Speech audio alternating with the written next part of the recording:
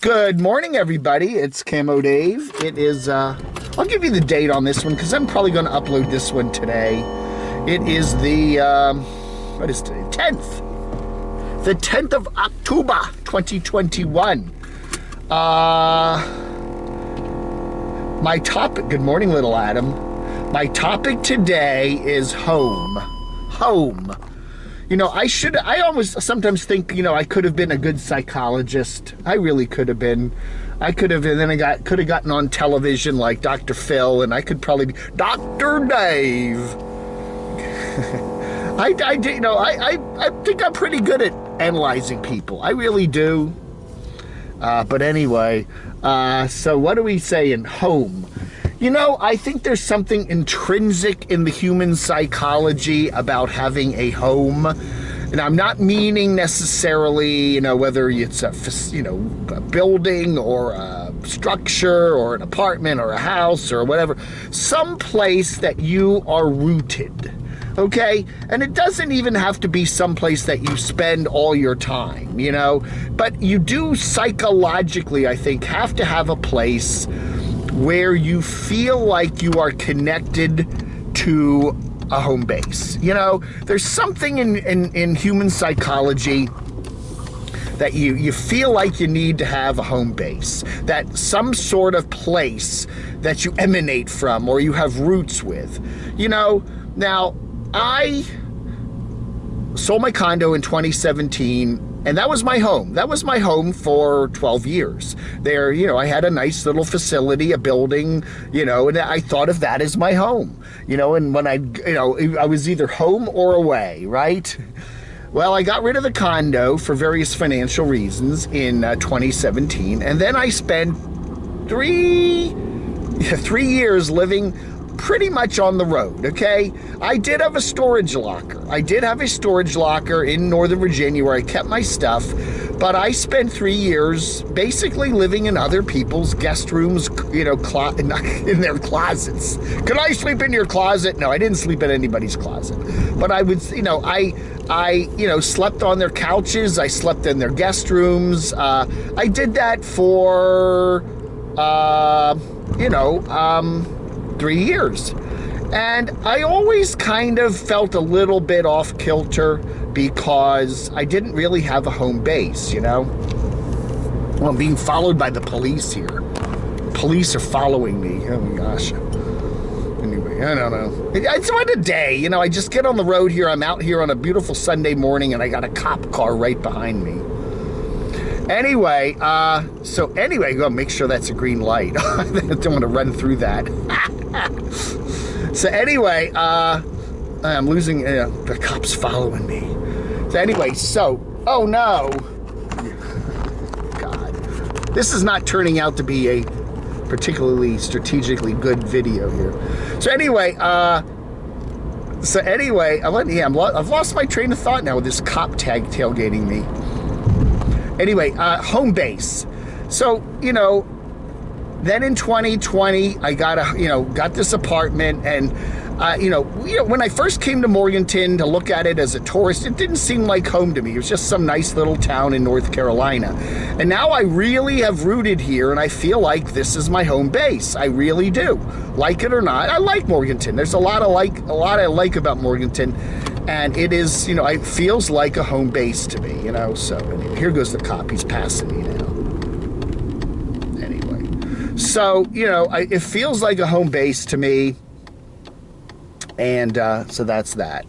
So what I think, though, in human psychology is that there is something that you need to, there he goes, zoom. Oh, this is the sheriff. The sheriff is busy arresting people today. So there's something in human psychology that I really think you need some sort of a place you can say you have your roots or your home base. Again, you don't have to live there all the time. You may, in fact, not be there most of the time, but it is some place to come home to.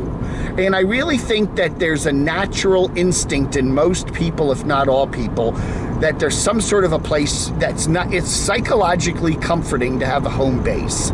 Some place you call home, whether it be the family home, whether it even be a storage locker, whether it be a parcel of land, but you feel like there's some place you call home. And to not have that is kind of destabilizing psychologically. If you literally do not have any place that you really feel like there's a home base there, that psychologically, that is not good for you, And we do see people like that literally don't have a home base. They don't have that house. They don't have that property.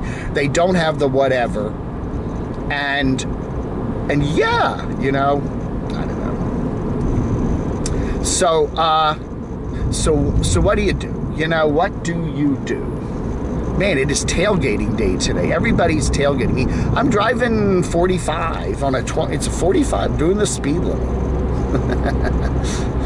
I don't know, man. Anyway, so, yeah. And one of the things I see, especially in this fall, when it comes to the fall, there's kind of a nesting feeling people get. It gets colder, the days are shorter, and there's kind of like and then getting into the holiday season, we get into this nesting kind of mode as human beings, that we want to maybe gravitate more to the home base. You know what I'm saying? It's getting colder, the days are shorter, you kind of want to hunker down a little bit, you want to kind of nest in a way, and there's that home base kind of thing. And I'm seeing that with some of the nomads now, the ones especially that don't seem to have home bases. Seems like people are getting a little bit freaky, if you know what I'm saying. Just a little bit freaky.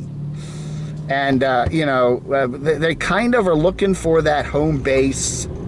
I don't know. We're seeing kind of that, or, and I think people that have, especially people that have lived on the road, say you're living on the road, you're living in your van, you don't really have a home base, you're not, you don't feel like you have a home, you're living in, your home is your van, but it's not in any way fixed to any one particular area. And it's getting to be fall, the days are getting shorter, they're getting colder, and, what do? And you see other people kind of gravitating to their home bases or whatever, or at least having that psychological out there, and you don't have that. And then I think, to me, that would be a very depressing thing. To be living on the road, it's October, the days are getting shorter, the nights are getting colder, and I'm still on the road. Now it's one thing if it's like summertime and everybody's traveling and it's kind of a vacationary period, but if you're doing that all the time, especially in the fall, I would think that is depressing. And that, I think, is why we do see a lot of the nomads that don't seem to have home bases going down to Quartzsite. Even though they don't have a home base in Quartzsite, it still is the closest thing they have to a home base where they can commiserate with their kind. Other people that don't have home bases, they go to the LTVAs at Quartzsite, long-term visitors areas or whatever, and they kind of, in a way, feel like they're kind of coming home, even though they don't really have a home. And it's something to do at a certain particular time, a particularly difficult time for nomads, I think, is the fall. The seasonally affected depression, SAD, caused by the cooler temperatures, the shorter days.